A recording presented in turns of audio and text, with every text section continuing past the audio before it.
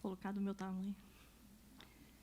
Boa tarde a todos e a todas. É uma imensa alegria estar aqui, dividindo com a nossa Suprema Corte e a Corte Interamericana de Direitos Humanos essa importante responsabilidade de ter um olhar, um degrauzinho abaixo, um olhar infraconstitucional do que é que ameaça a nossa democracia e o que ameaça o Poder Judiciário aqui no Brasil. Gostaria de saudar nosso ministro decano, o ministro Gilmar Mendes, os ministros Cristiano Zanin, Flávio Dino e o juiz da Corte, doutor Eduardo Ferrer. Também seu vice-presidente, doutor Rodrigo Mudrovich, agradecendo o convite, nosso sempre presidente da Corte, doutor Roberto Caldas, ministra Morgana, poucas e boas mulheres no Judiciário, doutora Raquel Dodge, aqui representando o Ministério Público, e o meu já eleito vice-presidente, ministro Salomão, nosso corregedor do CNJ. Eu trago aqui um ponto de vista diferente, ministro Zanin, do que é que, no meu sentir, está ameaçando a nossa democracia, que é exatamente o risco da democracia brasileira com o crime organizado. Uma preocupação que não é só do Brasil, ela é uma grande preocupação da Corte Interamericana, que já nesse século, em 24 anos, tratou de 4 casos de abusos em prisões no Brasil. Poderia ter tratado de 400 mil. Nós temos uma população carcerária chegando em 800 mil presos. O Brasil já teve 13 condenações, 4 especificamente relacionadas aos nossos presídios. Em outubro de 2023, essa Casa, o Supremo Tribunal Federal, reconheceu a violação massiva dos direitos fundamentais de quem está no sistema prisional brasileiro. Na DPF 347, relator o ministro Luiz Roberto Barroso. Eu cheguei ao Superior Tribunal de Justiça um mês depois dessa decisão do Supremo, há 5 meses atrás, e encontrei nos escaninhos do meu gabinete 13 mil processos. O que eu herdei é assustador. Era no primeiro dia e é hoje, 5 meses depois.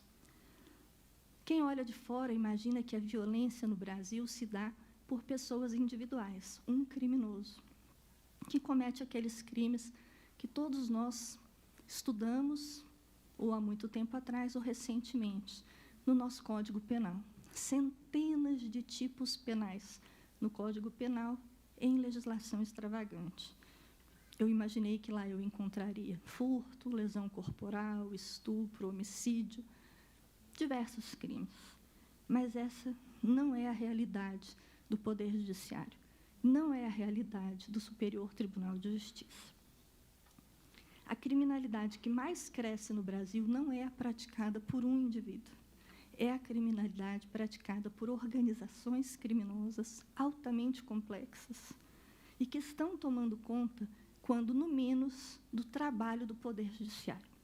Trarei aqui as planilhas, mas chegamos em 2023 à preocupante marca de que 30% de tudo que o Superior Tribunal de Justiça julga em matéria criminal se referir ao tráfico de drogas. Nós temos aquele Código Penal com centenas de tipos penais e 30% do nosso trabalho é exclusivamente organizações criminosas e tráfico de droga.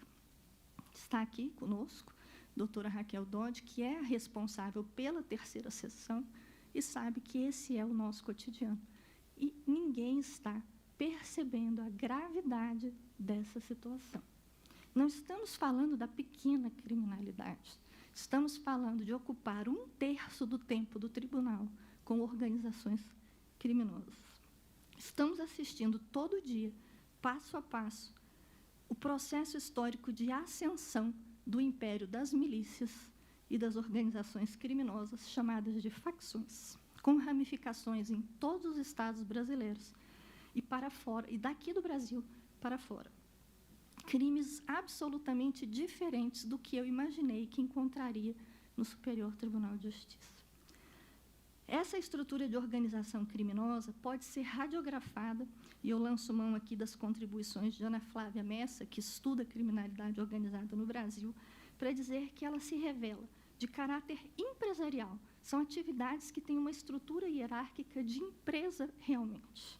Ela tem clandestinidade e transnacionalidade, ela tem fungibilidade dos seus executores imediatos, o que significa que não adianta prender José por homicídio.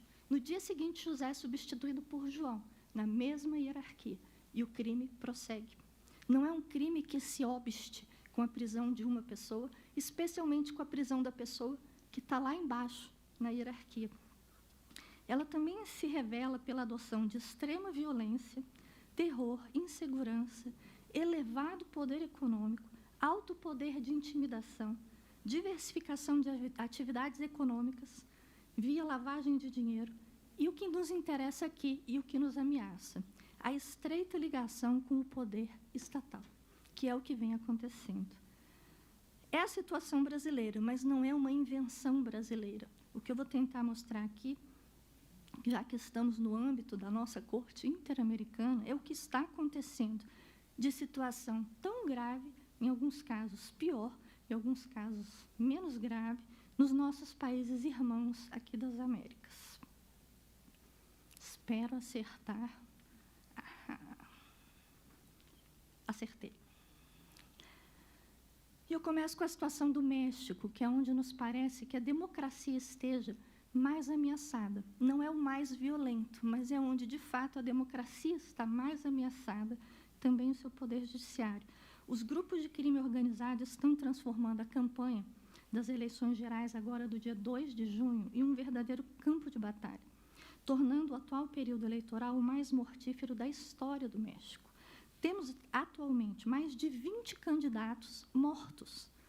Outras centenas abandonaram a disputa. E mais de 400 candidatos postularam esquemas de segurança para o governo federal. A campanha de intimidações e assassinatos está efetivamente colocando em risco a democracia mexicana. Para a proteção dos candidatos a cargos públicos para a eleição de agora em nível municipal, estadual e federal, foram destacados 2.912 oficiais da SEDENA e da Guarda Nacional. É um verdadeiro exército protegendo candidatos da ameaça do crime organizado. Os 3 candidatos presidenciais do México estão protegidos por 24 policiais cada. Tanto a candidata da coalizão governista, Cláudia Sheinbaum, quanto os candidatos de oposição, Xochitl Gálvez e Jorge Álvares. Todos os candidatos com proteção de 24 agentes cada um. Também recebem proteção 11 candidatos a governador, com 10 policiais cada um, 165 candidatos ao Senado e à Câmara dos Deputados, 286 candidatos a deputados locais e candidatos à prefeitura, e também solicitaram proteção 4 altos funcionários da Justiça Eleitoral de lá. Ou seja, a democracia está acuada, sendo protegida do crime organizado. A situação, aqui são as matérias sobre o tema, a situação no Equador, com o assassinato do candidato presidencial à presidência, Fernando Villavicencio, mostra a parte mais visível de como as organizações criminosas estão ameaçando a democracia nas Américas. Lá, efetivamente, chegaram ao ponto de matar o candidato e assumir a autoria do assassinato. O atentado foi reivindicado pela facção Los Lobos, que é apontada pelo Observatório Insight Crime como o maior grupo criminoso do país, no Equador, atuando principalmente com tráfico de drogas e mineração ilegal. A facção tem mais de 8.000 membros distribuídos em prisões equatorianas. Nos últimos anos, o grupo esteve envolvido em massacres sangrentos que deixaram mais de 315 presos mortos. Então, é uma situação no Equador que tomou essa proporção de mortes em todos os lugares. O candidato que estava em segundo lugar se elegeu, já que o Fernando Villavicencio foi assassinado antes da eleição, e se elegeu prometendo um combate intenso a essa criminalidade organizada. Então, após o líder da facção Los Lobos fugir da cadeia de uma forma misteriosa em novembro passado, o presidente eleito, Daniel Noboa, emitiu um decreto declarando estado de conflito armado interno em todo o território nacional por 60 dias. O decreto já foi estendido 2 vezes e, desde janeiro, milhares de operações contra o crime organizado foram conduzidas pelas Forças Armadas e pela Polícia Nacional. As Forças Armadas foram ordenadas e autorizadas a neutralizar os grupos criminosos que passaram a ser considerados organizações terroristas. O decreto prevê o reconhecimento e existência do conflito armado interno e dá praticamente poderes ilimitados a essa força policial para garantir a soberania e integridade territorial. Essa violência, ela é, de certa forma, observada pelos observadores internacionais, especialmente os de direitos humanos, e não se tem exata realidade do que, de fato, está acontecendo nas prisões e com essas organizações que foram consideradas terroristas. A situação nos presídios permanece crítica, sendo palco de motins, fugas e confrontos violentos.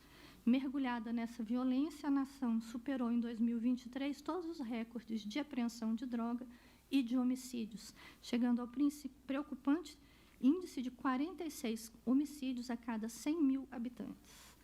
Temos a situação na Colômbia, que tomou a direção oposta. A Colômbia passou por situação de grave período democrático durante a campanha presidencial de 2022, quando o candidato Gustavo Petro, candidato da esquerda e líder das pesquisas, denunciou um complô da organização criminosa, também de tráfico, para tentar tirar sua vida e cancelou os eventos de toda a campanha daquele ponto para frente em razão dessas ameaças.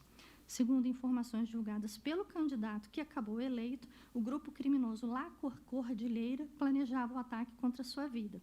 O âmbito político das eleições foi tenso, os ataques e denúncias se intensificaram em uma campanha marcada pela polarização, bem parecida com a brasileira. O combate ao crime organizado na Colômbia, sob o governo de Gustavo Petro, enfrenta desafios significativos e a sua política, ao contrário da que vimos feita no Equador, é uma política que se chama, até o nome mostra bem a diferença, a sua política se chama Paz Total e busca desmantelar os grupos criminosos e atacar as raízes sociais e econômicas do crime. No entanto, os resultados até agora não têm sido bons. No primeiro ano de seu governo, houve um aumento significativo de casos de sequestros e massacres em relação ao governo anterior. Temos, portanto, exemplos distintos de formas de combater o crime organizado e o narcotráfico para evitar a cooptação do Estado. O Brasil precisa reconhecer o seu problema e enfrentar o seu desafio. As eleições brasileiras desse ano podem caminhar para um quadro mexicano, de termos que proteger os candidatos para proteger a democracia, caso continuemos pensando que o problema da criminalidade do Brasil é aquele José que cometeu um homicídio, ou, pior ainda, aquele Joãozinho que está vendendo 5 gramas de maconha na esquina. Não é. Como não é em toda a América. Temos hoje um problema real com organizações criminosas transnacionais de tráfico efetivo de entorpecentes. A situação no Brasil, ministro Gilmar, eu disse a ele que eu faria isso. Ele já está rindo? O senhor pode falar, eu dou o microfone e Vossa Excelência fala assim, Daniela, eu avisei. A situação no Brasil, ele pode. Eu tinha que chorar e ele tinha que rir. O Brasil precisa, de fato, olhar-se no espelho e enxergar-se como uma sociedade que corre, sim, o risco de ser cooptada pelo crime organizado, que tem assumido o controle de setores privados e públicos no Brasil. O poder público, em suas 3 esferas, executivo, legislativo e judiciário, precisa encarar o desafio do crime organizado em uma luta conjunta para a sua desarticulação. E esse enfrentamento não pode ser amador e nem romântico. As organizações criminosas estão batendo nas nossas portas, e é triste para mim esse choque de realidade. Mas não há outro caminho além do enfrentamento.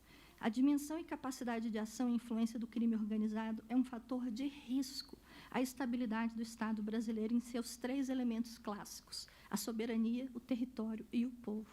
Não há como falar em independência judicial, independência do poder judiciário e democracia no Brasil, tema do nosso painel, sem reconhecer o impacto e o desafio que se coloca atualmente, o crime organizado, nas suas duas acepções, a milícia e o tráfico. Estamos, sim, vivendo em uma sociedade que está sitiada pelo crime organizado, um desafio à justiça e ao Estado. Temos parte do nosso povo submetido à ordem do crime, e é preciso entender e combater o problema. Parte do problema da cooptação do Estado por organizações criminosas tem origem no financiamento das campanhas eleitorais. Faço aqui esse meia-culpa, disse ao ministro Gilmar Faria, e reconheço que o ministro Gilmar tinha razão.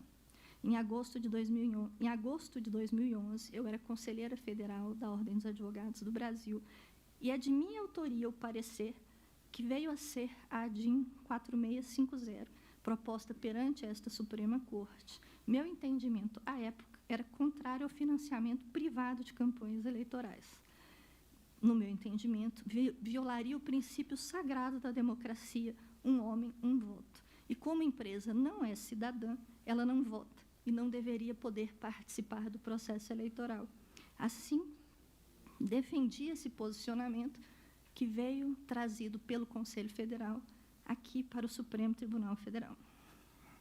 O Supremo Tribunal Federal, por maioria, nos termos do voto do ministro relator Luiz Fux, julgou procedente, em parte, para declarar a inconstitucionalidade das autorizações das contribuições de pessoas jurídicas às campanhas eleitorais. E a decisão foi aplicada nas eleições de 2016 e seguintes. Desde o dia do julgamento, o ministro Gilmar advertiu que estávamos tirando o financiamento das empresas privadas, que poderiam ser controlados pelo judiciário, e colocando em seu lugar a possibilidade de financiamento de campanhas políticas por milionários, o que vimos ocorrer nas eleições de governadores em 2018. E o pior, alertou também para o perigo do dinheiro sujo das organizações criminosas. Sobre essas doações, o judiciário não tem qualquer controle, e estava aberta a porta para a cooptação dos políticos pelo crime organizado. Em 2017, como presidente do TSE, o ministro alertou para a participação do crime organizado nas eleições gerais. E disse, em entrevista ao jornal O Globo, é óbvio que a liberdade do eleitor está comprometida. Então, como as organizações criminosas estão se infiltrando na política brasileira, para além dessas doações que o Estado não consegue nem achar, nem julgar e nem punir. Uso nessa palestra apenas dados públicos, divulgados pela Coordenadoria de Defesa Institucional da Polícia Federal, além dos dados divulgados no sistema interno do Superior Tribunal de Justiça, que também são públicos. A Polícia Federal tem desenvolvido investigações e tem demonstrado preocupação com as tentativas de facções se infiltrarem na política em pelo menos 9 estados brasileiros, especialmente com o financiamento ilegal dos candidatos, candidaturas de integrantes de facções com capacidade de coagir eleitores a votarem em candidatos apoiados pelas organizações criminosas. A Polícia Federal traçou o seguinte panorama para o país para essa próxima eleição de novembro. Região Sudeste, investiga em São Paulo candidatos ligados ao PCC e no Rio de Janeiro ligados ao Comando Vermelho. Região Norte, investiga no Amazonas candidatos com ligações com a facção criminosa Família do Norte. E no Acre, investiga candidatos ligados à facção, ligados aos produtores de cocaína no Peru e na Bolívia, conhecida como Bonde dos 13. Região Nordeste, investiga a ligação de políticos do Ceará e do Rio Grande do Norte com o Comando Vermelho. Região Centro-Oeste, investiga políticos do Mato Grosso do Sul ligados ao PCC, grande preocupação com a fronteira entre Bolívia, Paraguai e Brasil. Região Sul, investiga políticos do Rio Grande do Sul e do Paraná ligados ao PCC. Existe fundado receio de que as eleições municipais deste ano tenham candidatos ligados e financiados por organizações criminosas. Os promotores de justiça que combatem o crime organizado estão redobrando suas atenções este ano para essa potencial perigosa mistura que coloca a nossa democracia em risco. Temos aqui o Poder Executivo, na pessoa do presidente Lula, já disse que o crime organizado se tornou uma indústria multinacional, com entrada em diversos setores. É dele essa frase. Não é uma coisa fácil de combater, virou uma indústria multinacional, maior que a General Motors, Volkswagen e Petrobras. É uma coisa muito poderosa.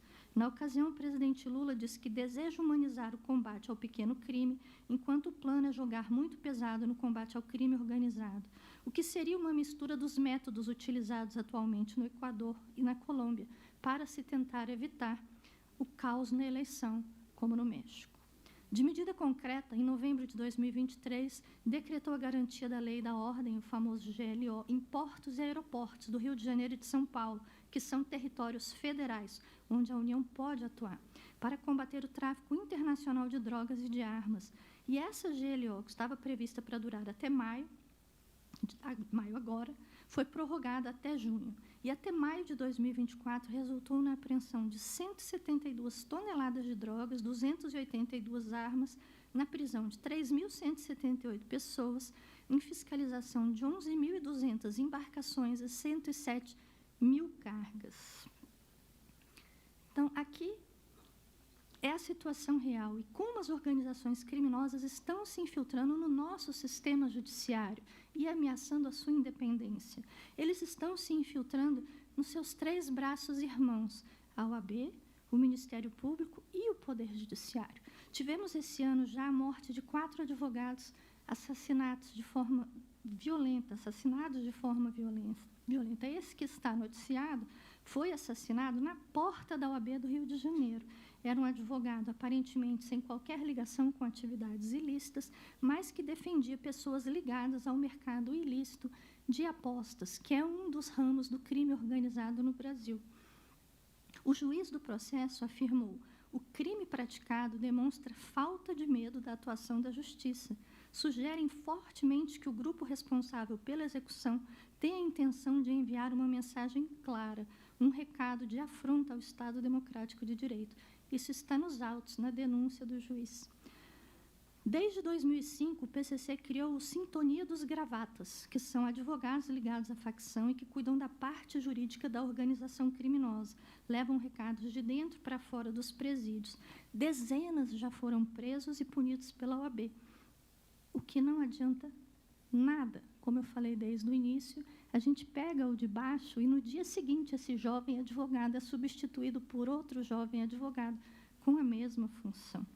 O CNJ, a Sintonia dos Gravatas segue em crescimento, existe desde 2005. E não só na advocacia. O PCC passou a financiar a formação de advogados que ganharam uma nova função: estudar para concursos da magistratura, concursos do Ministério Público, da Polícia Civil, da Polícia Militar e da Receita Federal. O CNJ tem investigado essas denúncias de que as organizações criminosas têm investido na formação dos candidatos para concursos públicos. Recentes processos seletivos do Tribunal de Justiça e do Ministério Público de São Paulo, houve suspeita acerca de candidatos estarem relacionados ao PCC. E nos últimos 3 concursos da magistratura, as suspeitas se confirmaram e candidatos foram excluídos por ligações com o PCC, descobertos por meio de verificação da vida pregressa e investigação social. Então, é o crime organizado se infiltrando no nosso poder judiciário e ameaçando a nossa democracia. As investigações por parte das bancas avaliadoras que impediram a aprovação no certame dessas pessoas ligadas ao PCC foram acompanhadas de perto pela Corregedoria Nacional do CNJ, pelo nosso ministro, corregedor aqui presente, Luiz Felipe Salomão, que solicitou que sejam tomadas, aqui a matéria, sejam tomadas providências necessárias à apuração dos fatos que dizem respeito à investida do PCC na formação de candidatos de concursos para juízes, com o objetivo de infiltrá-los no judiciário. O Ministério Público de São Paulo ampliou o sistema de controle para evitar o ingresso de pessoas ligadas ao PCC entre os promotores e também está empenhado em localizar esses infiltrados em prestadoras de serviço público, que deixaram todos nós absolutamente abismados aqui, que foi a descoberta de prestadoras de serviço público, empresas de ônibus, que, na verdade, eram empresas ligadas ao PCC. Portanto, em todos os espaços do Estado e da sociedade, temos evidências de que o crime está cada vez mais organizado no Brasil e cada vez mais audacioso. Ele está se infiltrando e precisa de uma resposta conjunta dos três poderes e da sociedade. Não haverá sociedade livre, nem democracia, nem independência de nenhum poder, nem do judiciário, se o crime seguir se organizando. Eles estão cada dia mais perto. É preciso ter em mente que as organizações criminosas não são apenas um problema de segurança pública. Eles são uma grave ameaça à nossa democracia. E essa fala é do ex-ministro da Justiça, hoje ministro da Suprema Corte, aqui conosco, Flávio Dino, que passou pelos três poderes e pelo Ministério da Justiça. Chegando no Superior Tribunal de Justiça, foi essa realidade que eu encontrei e que eu quero dividir com os senhores e com as senhoras. Mesmo atuando há 27 anos exclusivamente no Superior Tribunal de Justiça e aqui na Suprema Corte, eu nunca imaginei esses números. E eu tenho mostrado esses números em palestras durante todo esse mês de março, abril, maio. E o que eu percebo é a perplexidade de todos, até mesmo de ministros que estão comigo no Superior Tribunal de Justiça, mas que já estão lá há décadas. O aumento dos processos que tratam de tráfico de droga e organização criminosa e seus milhares de habeas corpus diários estão a ponto de inviabilizar as turmas criminais do Superior Tribunal de Justiça. Aqui está um pouco pequeno, mas ali talvez dê para enxergar. Esse foi o acervo que eu recebi em novembro, e ele se repete, de certa forma, em todos os gabinetes, com maior ou menor número de processos. Mas como nós temos no STJ livre distribuição, o percentual ele é muito parecido em todos os gabinetes. E nós vemos aqui tráfico de drogas e condutas afins com praticamente 30%. 29,25% de todos os processos criminais do STJ tratam de tráfico de drogas. Muito abaixo vem o que vocês imaginariam que seria primeiro, com 9% roubo, com 8% homicídio, com 4% pedidos de prisão preventiva, furto qualificado, 4%, estupro de vulnerável, 3%, e vai descendo. E os senhores podem reparar que é estatisticamente irrelevante crimes que nós acharíamos que acontecem com muito mais frequência, como, por exemplo, lesão corporal ou estupro de mulheres. Nós temos aqui qualificado o estupro de vulnerável, num número absurdo de quase 4% dos processos do tribunal, mas não temos o estupro com mulheres. Temos no Superior Tribunal de Justiça, então, um quadro de viver em função de julgar processos oriundos do tráfico de drogas e das organizações criminosas. 30%, um terço dos processos do Superior Tribunal de Justiça. E esses números são iguais em todos os gabinetes.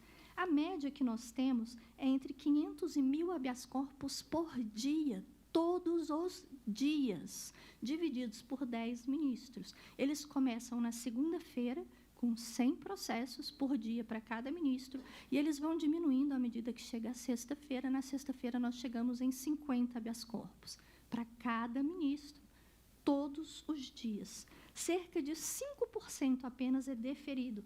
Desses 5% que são deferidos, 60% se referem à dosimetria e 30% à prisão preventiva de pequenas quantidades de droga. Aqui. Essa estatística que eu estou colocando. Essa é a realidade de um dia num gabinete criminal do Superior Tribunal de Justiça.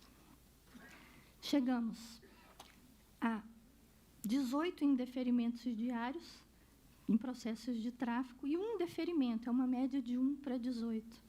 E nesse deferimento, normalmente se trata de prisão preventiva de pequenas quantidades de droga. A situação na sessão, nas turmas colegiadas, já caminhando para o fim, é ainda pior, a proporção aumenta. 50% dos processos levados a julgamento nas turmas criminais do STJ se referem a tráfico e associação criminosa. 50%. Desses 50%, apenas 0,5% tem provimento. Dos 0,5% que tem provimento, 50% é dosimetria e 50% são pequenas quantidades de droga. Caminhando para o fim,